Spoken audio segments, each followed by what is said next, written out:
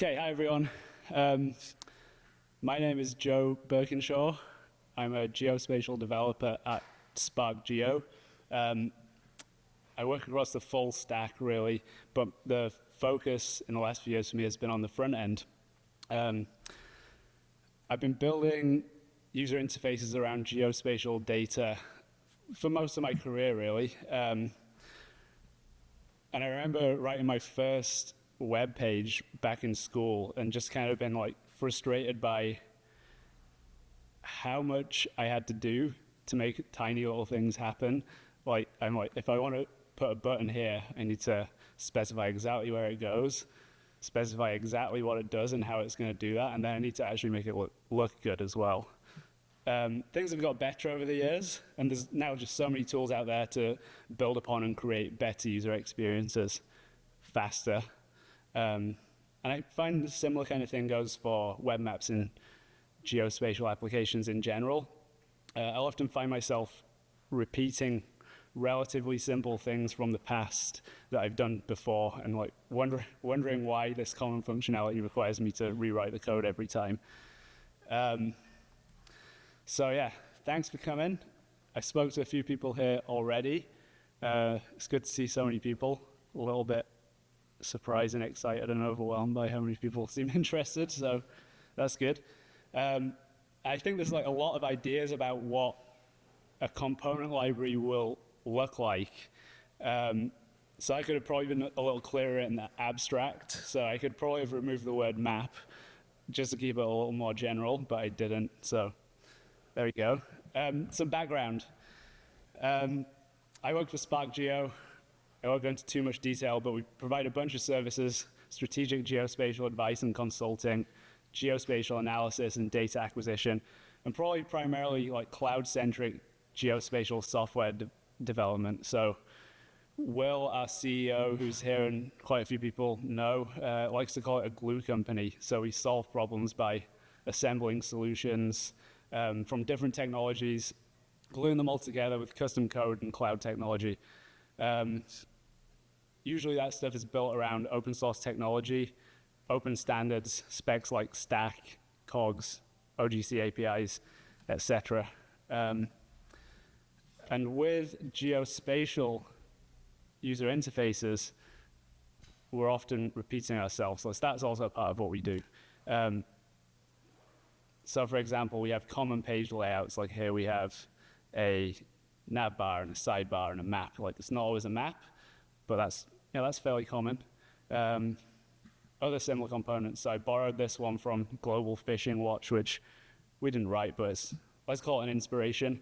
And then something that I'll talk about briefly in a bit called Prescient Explorer.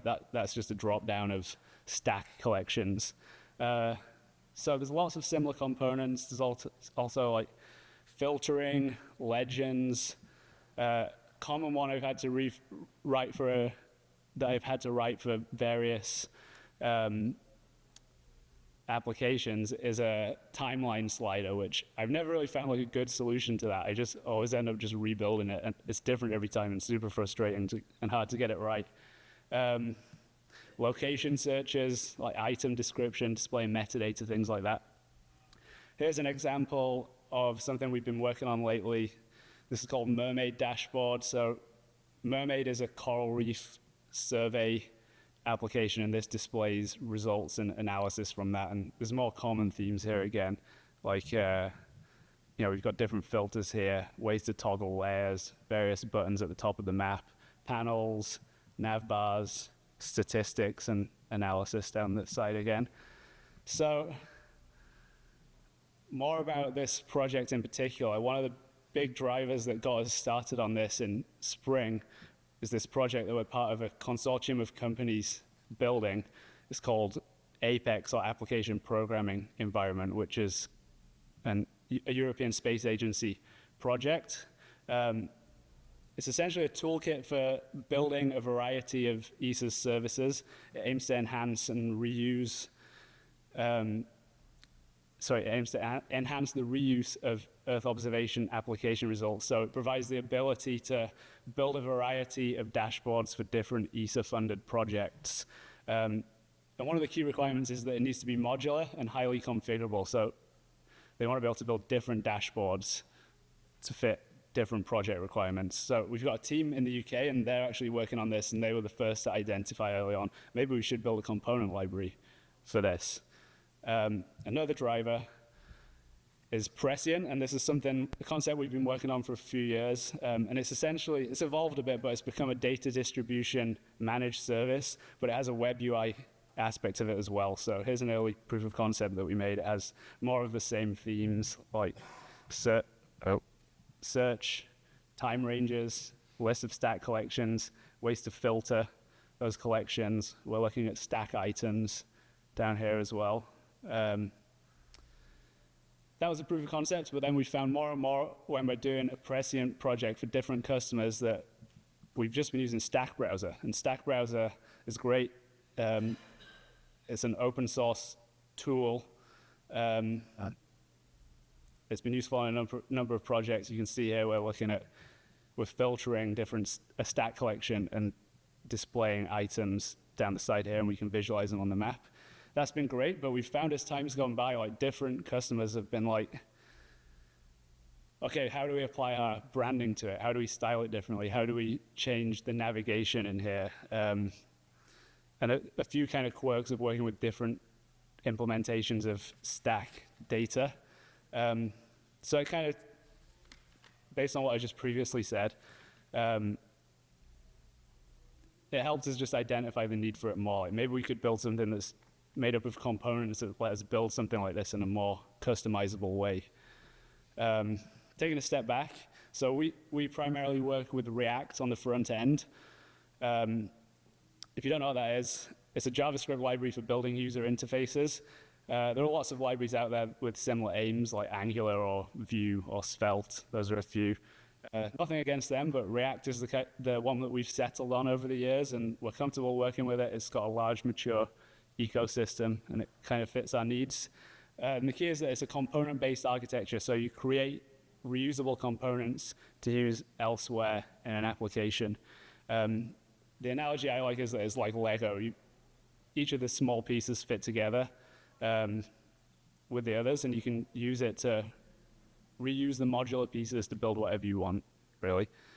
So that leads us into a component library, which is a separate set of reusable UI elements that aim to simplify and accelerate development.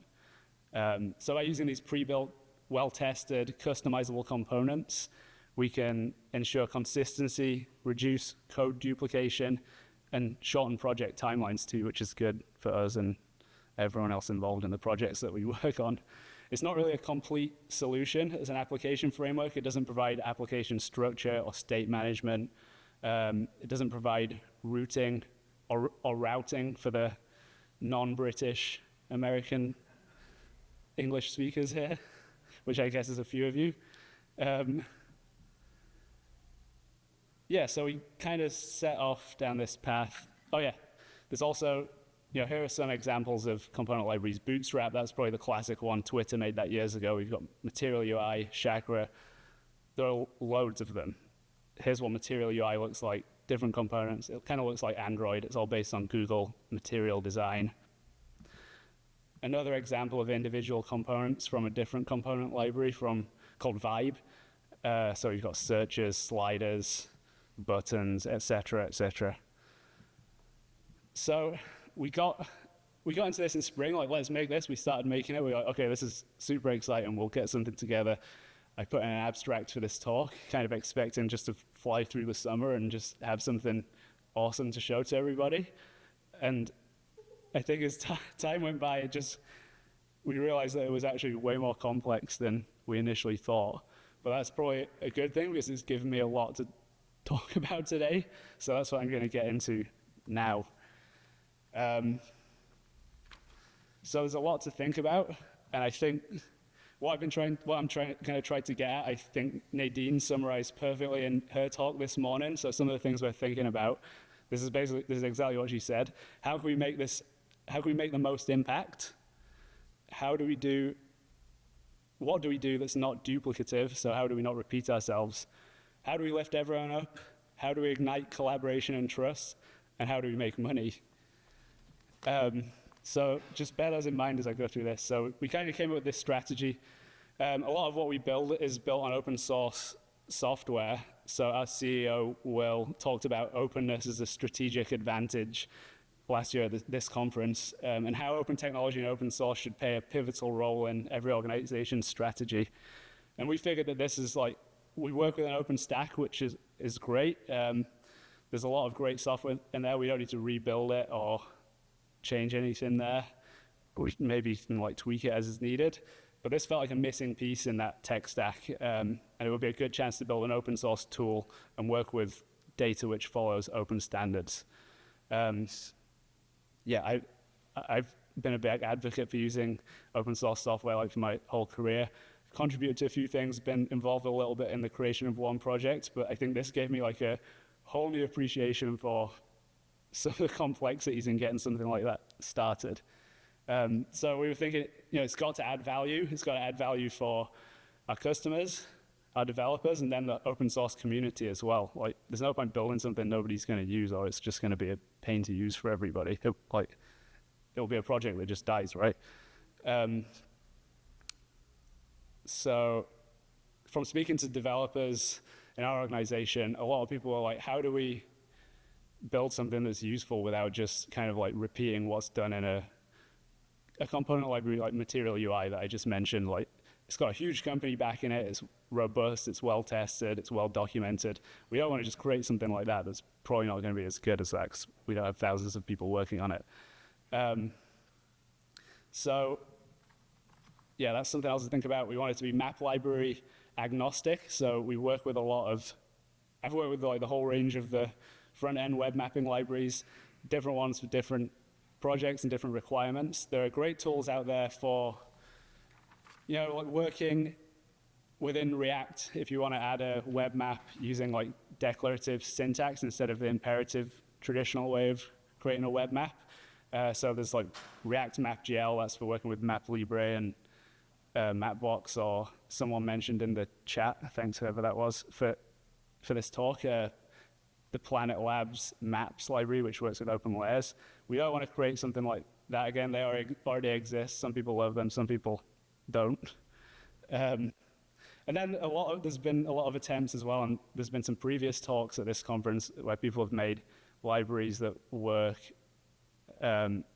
with specific map libraries. So it's kind of like adding a certain set of functionality to open layers or whatever. And they exist, but we just found too many times that we build things around different technologies, so that's not great for us or anybody else. Well, I think it would make it more flexible and usable for other people as well. And then we also want to focus on our design principles. So I'm not going to go into this too much because I think I'll run out of time, but we have a small design team, and they just put out a blog post about our design principles. Here's a little summary of them here. But I'll move on. I won't get into that too much. So we kind of came up with this idea of creating, this is another global fishing watch example. We would have these composite components, and it would be made up of smaller components. So you've got a switch here, different buttons here. That's not really what we want to focus on building. Like, those problems have been solved. So how can we create these composite components in a way that's flexible and useful in different contexts? So we decided that we would focus on these composite components and maybe use something else to provide the core ones as much as possible. Then we kind of figured out that we needed these utility functions. So there's certain standards we work with the data. For example, like, we're always kind of like traversing through stack collections and showing items and showing the data associated with that item and things like that. And it's things that I feel like I've written 1,000 times. Can we turn those into functions that we can reuse? And maybe there's room to make those modular as well. So maybe people might want to use the utilities without the components, or the components without the utilities. I don't know. We're still thinking about that. So take this example of a drop-down menu here. This is just using a regular select element from HTML. So why not just use something like that? So there's quite a lot of complexities to think about. when you're doing that, excuse me. So here's what a component might look like. This is a relatively simple component. It's just a good example, really. We've got the component itself. We've got text within there. We've got a container for this icon. We've got the icon itself. Then we want to display it differently. So we want to set the properties of how we want to display it. So we've got things like background color, border color to think about, heights, border weights. We've got different states. So we've got a hover state, slightly different. We've got focus, slightly different. Again, the border color is different. So how do we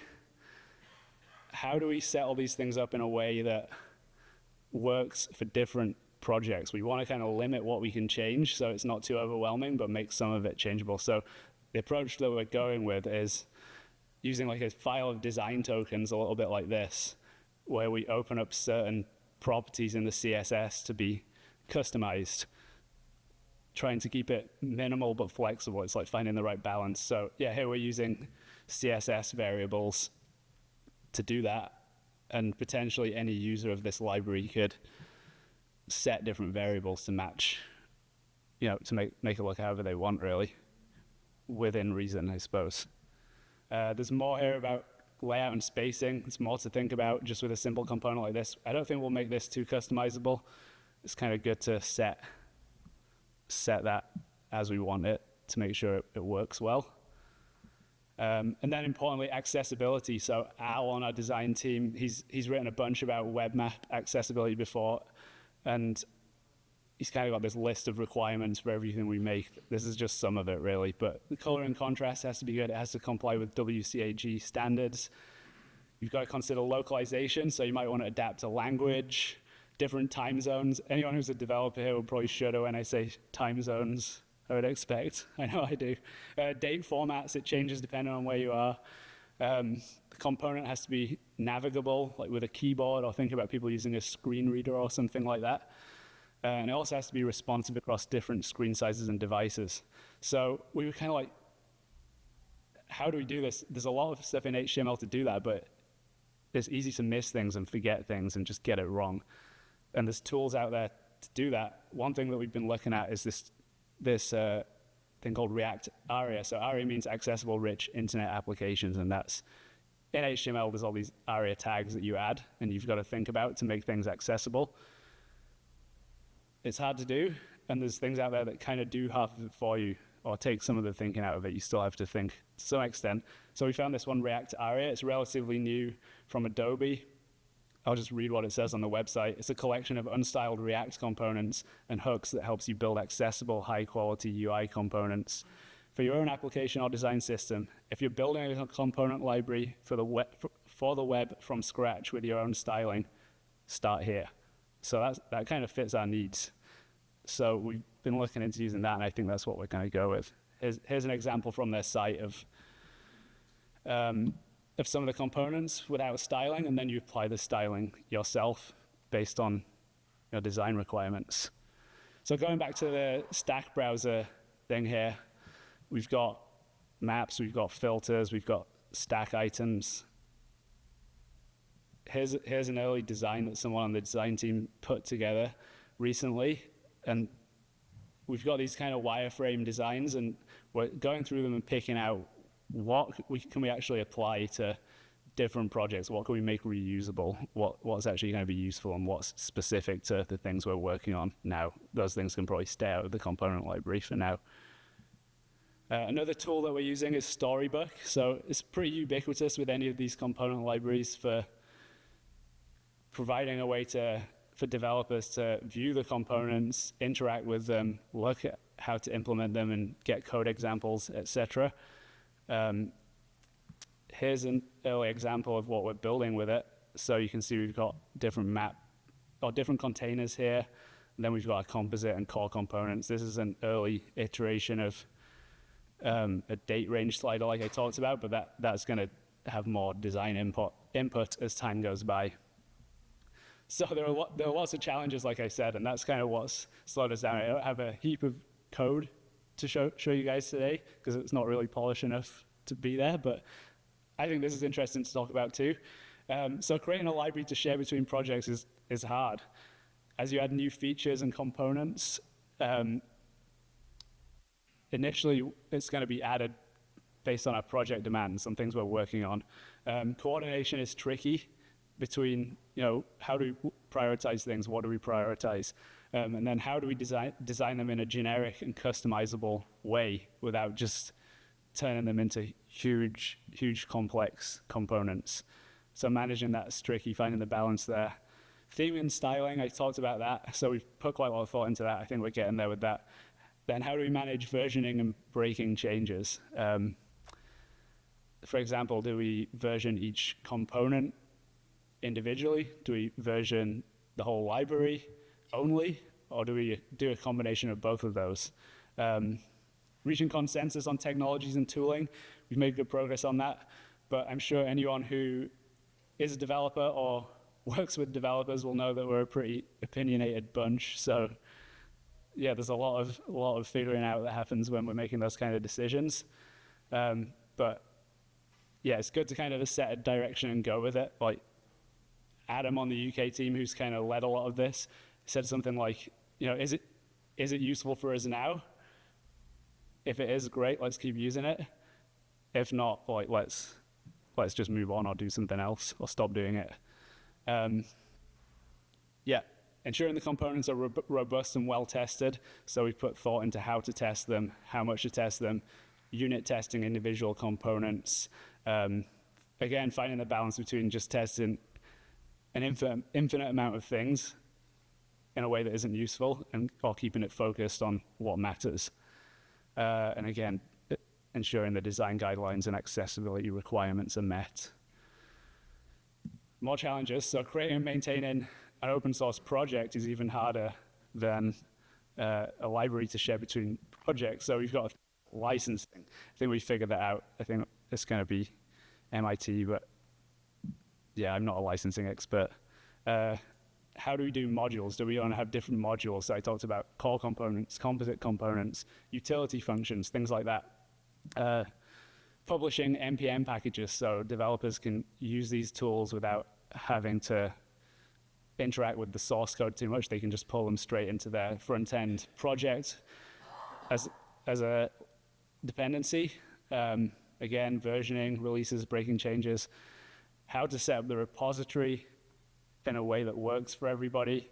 How do we manage issues from within our organization and also from bugs or any other issues that come from other people who contribute into an open source project? What are good ways to onboard developers in a way that's straightforward? How to get that process right? And then how do we engage the community? Because ultimately, like the success of a project like this lies in the community engagement and how much people are using it and how much people want to work with it. Oh yeah, here's a little example of working with a map with some of the components we've built so far. So I think we've just got layer toggles and navbar, a little legend here. There's more now, but this is getting pretty old. But there's a start just to see something visual. So what's next? We plan to make the repository public. It isn't now. I wanted it to be for this date, but it just wasn't there. So I think in the next few months, before the end of the year, is the plan there. We're going to keep adding components to it as we need to. We'll release an NPM package or packages, depending on the modular thing, which I mentioned. There's also been talk about map library specific modules. So do we actually want to include some of this code to work with different map libraries, or do we want to keep it focused away from that? That's not coming immediately, but it's just something that we're still kind of discussing. I'd be interested to hear what people think about that. And yeah, finally, community engagement, which is a big part of why I'm here. I just wanted to talk to people about it. People have seemed pretty interested to talk to me about it. There's a good turnout. Well, has anyone tried anything like this before? How did it go? Well, I'm sorry. What aspect? Well, any, I guess. I'd be interested to talk to you, I guess. So my question is, will it be useful? What kind of features would be useful? What are we missing? That's it. There's a few minutes left, so I'd be keen to talk about them now. Find me after otherwise, or get in touch. Yeah. Do you have any thoughts on components within the map? Controls or markers?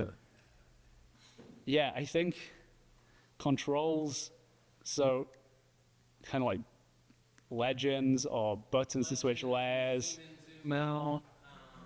Yeah, that is all potentially something we could do, and we've thought about doing it by still keeping the map specific code out of there and passing things in as callback functions. Things that are more tightly integrated, like markers and things like that, probably less so. But Mess with map and all. no, but I saw the talk earlier. Yeah, it was interesting. Yeah, I should look into that more. Yeah. Oh, give us.